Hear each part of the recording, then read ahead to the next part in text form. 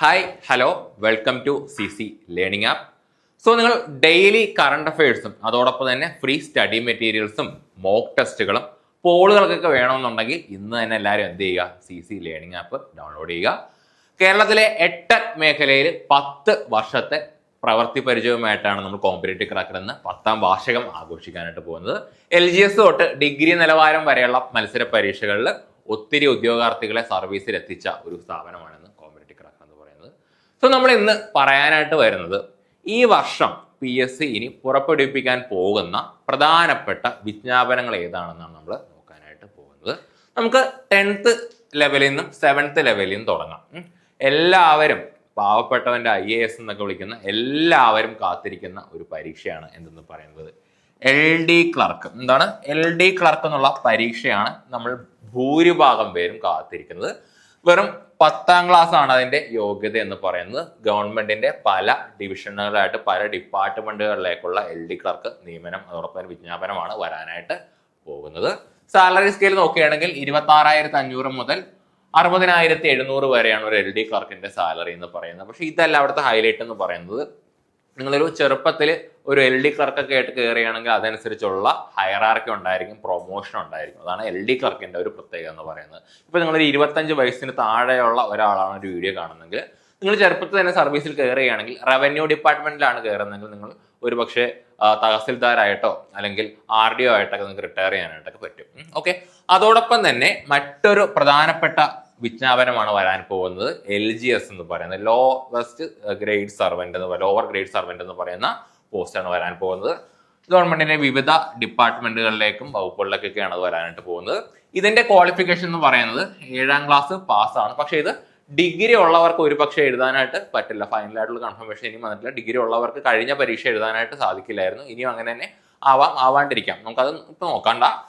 അതോടൊപ്പം ഇതിന്റെ salary scale വരുന്നത് 23,000 തൊട്ട് 50,200 വരെയാണ് എൻ്റെ സാലറി സ്കെയിൽ എന്ന് പറയുന്നത്. കഴിഞ്ഞ പരീക്ഷ എന്നുള്ളത് ഡിഗ്രി ഉള്ളവർക്ക് എഴുതാനായിട്ട് അത് പറ്റില്ലായിരുന്നു. ഇനി മറ്റൊരു 10th ലെവൽ എക്സാം ആണ് ലാബ് അസിസ്റ്റന്റ് എന്ന് പറയുന്നത്. കേരള ഹയർ സെക്കൻഡറി വകുപ്പ് ഡിപ്പാർട്ട്മെന്റ് ഓഫ് ഹയർ സെക്കൻഡറി എഡ്യൂക്കേഷനിലുള്ള ലാബ് അസിസ്റ്റന്റ് എന്ന് പറയുന്ന ആ ഒരു തസ്തികയിലേക്കുള്ള വിജ്ഞാപനമാണ് വരാൻ പോകുന്നത്. കമ്പാരിറ്റീവ്ലി നമ്മൾ എല്ലാ ജോലികളൊക്കെ എടുത്ത് നോക്കുകയാണെങ്കിൽ അത്യാവശ്യം ഫ്രീ ആയിട്ട് ഇരിക്കാൻ പറ്റുന്ന ഒരു ജോലിയാണ് ഈ ഒരു ലാബ് അസിസ്റ്റന്റ് എന്ന് പറയുന്നത്. നിങ്ങൾ ഈ ഒരു ലാബ് അസിസ്റ്റന്റ് ആയിട്ട് കയറിയിട്ട് നമുക്ക് വേറെ ഏത് എക്സാമിന് വേണമെങ്കിലും പഠിക്കാനൊക്കെ ആയിട്ട് പറ്റും. അങ്ങനത്തെ ഒരു പോസ്റ്റാണ്. നമ്മുടെ കുറെ സുഹൃത്തുക്കളൊക്കെ ഈ ഒരു ജോലിയിലുണ്ട്. സോ അങ്ങനെ ഒരു ജോലിയാണ് ഒരു ലാബ് അസിസ്റ്റന്റ് എന്ന് പറയുന്നത്. സാലറി സ്കെയിൽ നോക്കുകയാണെങ്കിൽ 24,400 മുതൽ 55,200 വരെയാണ് അതിന്റെ സാലറി സ്കെയിൽ എന്ന് പറയുന്നത്. ഓക്കെ, ഇനി നമ്മൾ ഡിഗ്രി നിലവാരത്തിലുള്ള പോസ്റ്റുകൾ നോക്കുകയാണെങ്കിൽ ഒന്നാണ് ജൂനിയർ എംപ്ലോയ്മെന്റ് ഓഫീസർ എന്ന് പറയുന്നത്. എവിടെയാണ് നോക്കുകയാണെങ്കിൽ നാഷണൽ എംപ്ലോയ്മെന്റ് സർവീസ് കേരള എന്നുള്ള ആ ഒരു ഡിപ്പാർട്ട്മെന്റിലാണ് ഈ ഒരു ജൂനിയർ എംപ്ലോയ്മെന്റ് ഓഫീസർ എന്ന് പറയുന്നത്. ക്വാളിഫിക്കേഷൻ എന്ന് പറയുമ്പോൾ ഏതെങ്കിലും ഒരു ബിരുദമാണ് ഇതിന്റെ ക്വാളിഫിക്കേഷൻ എന്ന് പറയുന്നത്. സാലറി സ്കെയിൽ നോക്കുകയാണെങ്കിൽ തുടക്കത്തിൽ 43,400 മുതൽ 91,200 വരെയാണ് ഇവിടുത്തെ സാലറി സ്കെയിൽ എന്ന് പറയുന്നത്.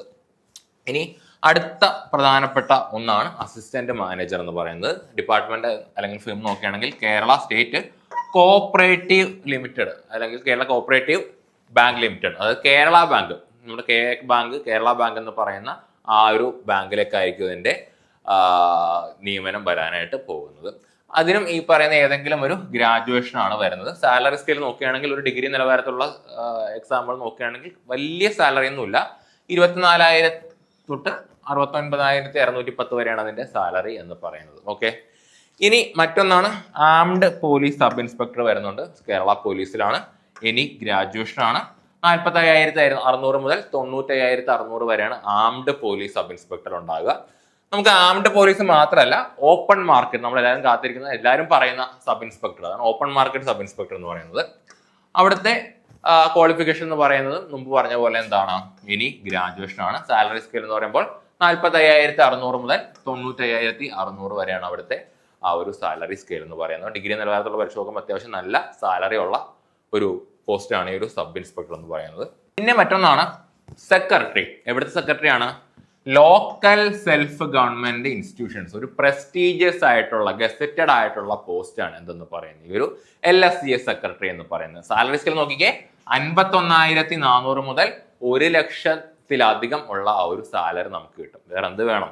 കേരള PSC ഇത്രയും പ്രസ്റ്റീജിയസ് ആയിട്ടുള്ള, ഇത്രയും അടിപൊളിയായിട്ടുള്ള ഒരു നോട്ടിഫിക്കേഷൻ അങ്ങനെ വിളിക്കാറില്ല. ഏതാണെന്ന് നോക്കുക, LSDS സെക്രട്ടറി. സോ ഇത് കിട്ടുകയാണെങ്കിൽ പിന്നെ നിങ്ങൾ ഒന്നും നോക്കേണ്ട, സെറ്റ് ആണല്ല. ഇതിനും എനി ഗ്രാജുവേഷൻ മതി. ഒരു 2 ഘട്ടമുള്ള മെയിൻസ് പരീക്ഷയൊക്കെ ആയിരിക്കും, പിന്നെ ഒരു ഇന്റർവ്യൂ ഒക്കെ ആണ്. അപ്പോൾ അത്രയും നല്ല രീതിയിൽ പഠിക്കുന്നവർക്ക് മാത്രമേ ആ ഒരു എക്സാം ക്രാക്ക് ചെയ്യാനായിട്ട് പറ്റുള്ളൂ. പിന്നെ ഇത് കൂടാണ്ട് ഫയർ ആൻഡ് റെസ്ക്യൂ സർവീസിൽ ഒരു സ്റ്റേഷൻ ഓഫീസർ എന്ന് പറയുന്ന ആ ഒരു പോസ്റ്റ് കൂടിയുണ്ട്. അതിനെപ്പറ്റി വിശദമായിട്ട് നമ്മളൊരു വീഡിയോ ചെയ്യുന്നതാണ്.